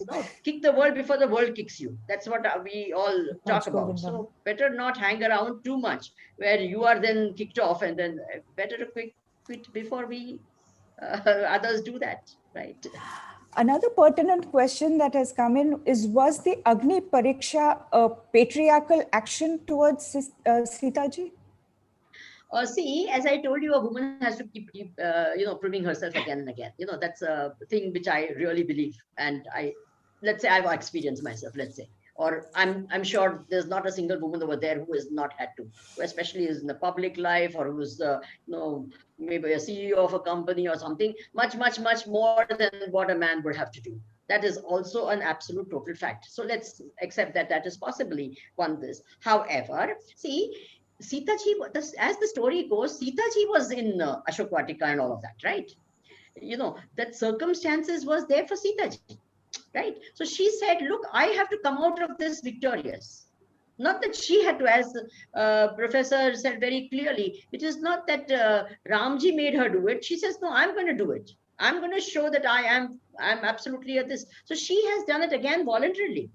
She has chosen to go into the Agni pariksha, right? So it's not that someone else's system she has to follow. She's saying, no, I'm going to use this way of proving that I am this. I'm going to prove it. And as she very rightly pointed out, in the good old days in the Chandogya Upanishad, it comes like that a person who is stolen something, and if he wants to prove that he is innocent or he is this, then they used to hold on to parashub. It is said, you know, there used to be some iron thing would be heated, and she would have to hold it. And if he doesn't get burnt, I mean, look at that yuga. In this yuga, I don't think any one of us can succeed with that, because we all got a lot of lies within us, so we won't succeed. But in those days, that power was there with those people also. And of course, Sitaji, there's the question. So if you have not spoken lies, then you would not get burned. Meaning that truth will be so powerful that it will prevent, nature will change their rules so that it proves that no, Satyam is there. Agni will not burn, because you are holding on to truth. So truth will save you, truth will protect you. That was the power of truth. So this is what Agni Pariksha, what she's done, is the power of truth. She says, look at this, I'm showing you the power of truth. She comes out of it absolutely fine. She says, she takes it on. No one else tells her to do it, she takes it on. So it's not a patriarchal thing, but the fact is, yes, a woman has to keep proving herself. And when Love and Kush went into Ramji's Sabha and narrated the whole story of Ramji, were they aware that Ramji was their father? I will let a professor answer this a little more, because I am not that very sure of it. This is my personal belief that he was not aware, and after a particular point of time, he became aware, is what I have known. But I think she is better in answering this question. Please answer. Yeah, Lavakusha knew that Ramji is their father, but Ramji did not know till certain time. Till certain time. So I'm right. Okay, I'm glad. Thank you so much for clarifying. Yes. Okay, Dr. Mahulikar ji, one question is that one theory can be that Sita ji went with Lord Ram out of a sense of fear of guilt. Like if she would have stayed in the public, in the kingdom, people would have nagged her for being self-centered, etc. Can this be an angle of perspective? Nowhere Valmiki says it. It's all our feminist approaches with which we think, you know, and we try to interpret in a different manner altogether. Okay. Ramananji Sagarji's Ramayan, which was telecast on television, showed Devi Sita broken and bitter and sad, where she went into Dharti Mata's arms saying, "Mujhe le chalo ma, yahan nari ka samman nahi hota hai." That is all dramatization. So, what has Valmiki ji said? It's like what you said, that it was done out of her own choice. Yeah, it's all exactly the way I put it. I have quoted the verses. People can see, and now I think Swamiji has shared the file also of the PPTs. So people can see for themselves. I have referred to Gita Press Gorakhpur edition. So it is all so clear. Nowhere she says that Nari ka samman nahi hota hai. Nothing of the sort. It is only dramatization to make it more popular. One last question is that Sita ji sets a bar for Indian women to be achieved or to follow in a marriage. But many a times, not all factors like beautifulness, tenderness, obedience, and chastity are able to be followed. So based on the flaws, women are shamed for not being a Sati Savitri. So what would you say upon that?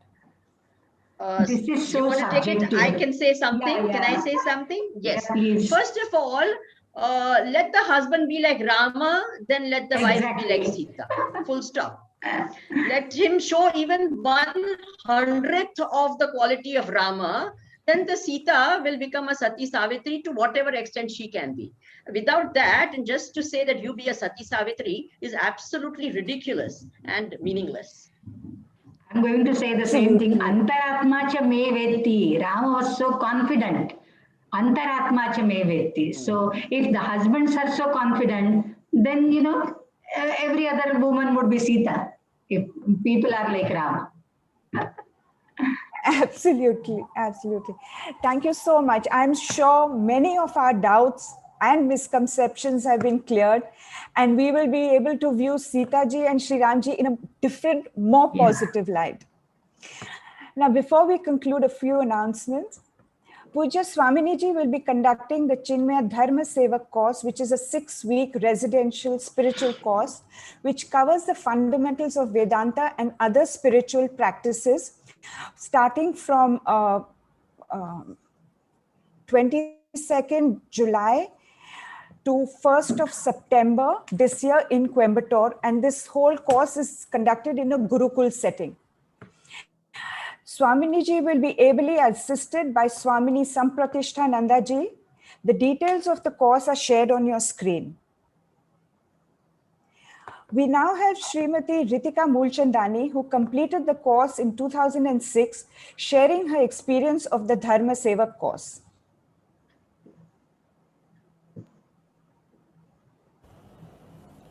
Hari Om. My name is Ritika Asrani, and I've been fortunate to have attended the Dharma Sevak course taken by Swamini ji at our ashram in Coimbatore. I can honestly say that it's been one of the most enriching experiences of my life. Right from the teachings to the atmosphere and the nature surrounding the ashram, everything just put us in a spiritual zone, so to speak. It was the first time that I was studying Upanishads in detail, and that really deepened my interest in Vedanta. It expanded my understanding, and honestly, it helped me to start taking a class. And it wasn't just all about the knowledge.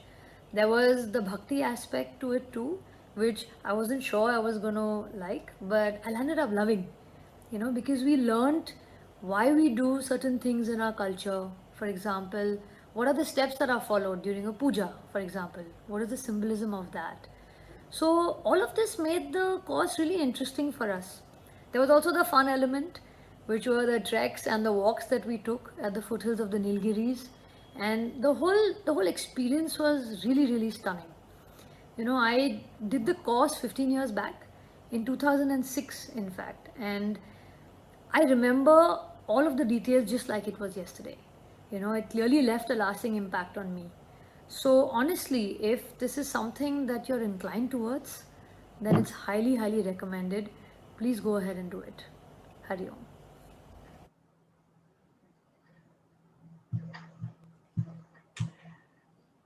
Let us now watch two very short videos on the flagship project of Chinmaya Mission, the Chinmaya Vishwavidyapeeth.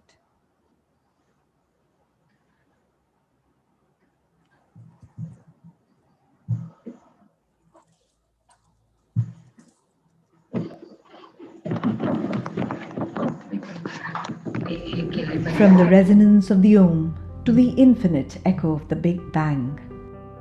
As we march forward, we must dig our roots even deeper to mine a 5,000-year-old civilization and stand on the shoulders of giants, a brotherhood of scholars and thinkers sharing knowledge guided by one tradition, Vasudhaiva Kutumbakam, where ambition is informed by profound compassion and purpose, where the genius of Kautilya rubs shoulders with Keynes, where Sushruta and Fleming sit side by side, where science and spirituality intertwine, where the Navarasa of Kala brings alive the young imagination, where knowledge is interconnected and amplified across eras, borders, and minds. Let us change tomorrow by making history.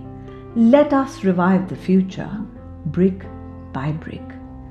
Chinmaya Vishwavidyapeeth. One knowledge, one world. Integrating Indian wisdom with contemporary knowledge. To donate or to find out more, visit our website.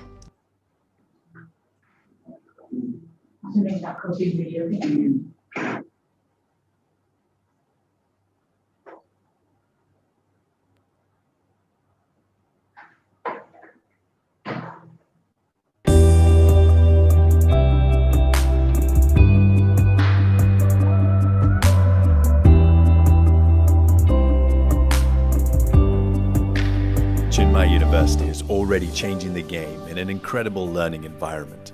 And with your support, it will also have a leading world-class infrastructure built with sustainability in mind, using solar-powered farms, biogas plants, and solid waste treatment facilities, all for minimum impact on the environment. The university offers world-class education built on Indian wisdom. The students that graduate will be leaders in their fields, who, through the rigorous, innovative curriculum, will be well-versed in traditional Indian wisdom that is so applicable in today's fast-paced world. This unique and holistic approach can only be found at the Chinmaya Vishwavidyapeeth campus in Kochi. Sports encourage not only an active lifestyle, but also develops the fundamentals of teamwork, competitive spirit, and drive. CVV offers many different fields and arenas in which to sharpen these skills.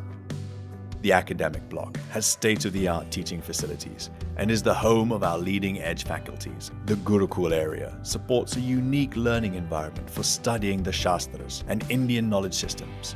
Akala Yoga Center will support the study of classical Indian music and dance and features specialist facilities not often found anywhere else. The university has its own meditation center and will offer students a place to recharge emotionally, rejuvenate spiritually, and refresh mentally for maximum impact learning.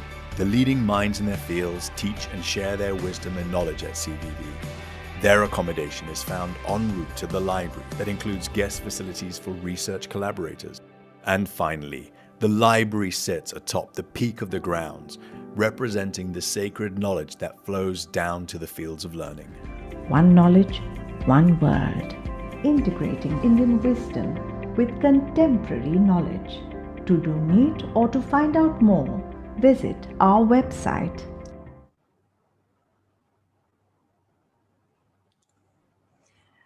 Tomorrow morning, we meet again at 11 a.m. with Swami Ramakrishnanandaji speaking on Sri Ram, an inspiring leader.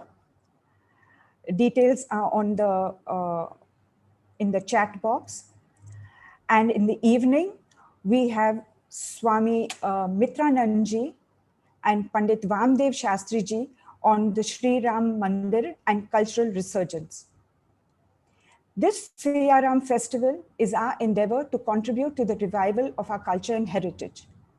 As you are all aware, the construction of the Ram Mandir has already commenced.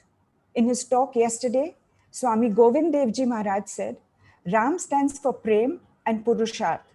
Prem towards all and Purusharth towards our nation and the self. If you feel inspired, please do join us in this glorious cause by donating generously using the link shown in the chat box. If you are enjoying these sessions, please do subscribe to the Chinmaya Mission Mumbai channel on YouTube by clicking on the subscribe button or the bell icon. And if you are on Facebook, please do like our page. The details for the Dharma Sevak course, the registration link is also shown in the chat box. Once again, I thank Puja Swamini ji and Dr. Mahulikar ji for taking out very valuable time and enlightening us on these very, very important topics for us today. Thank you. Om Purnamada Purnamidam Purnat Purnamudachyate Purnasya Purnamadaya Purnameva Vashishyate. Om Shanti Shanti Shanti. Hari Om Shri Gurubhyo Namaha. Hari Om.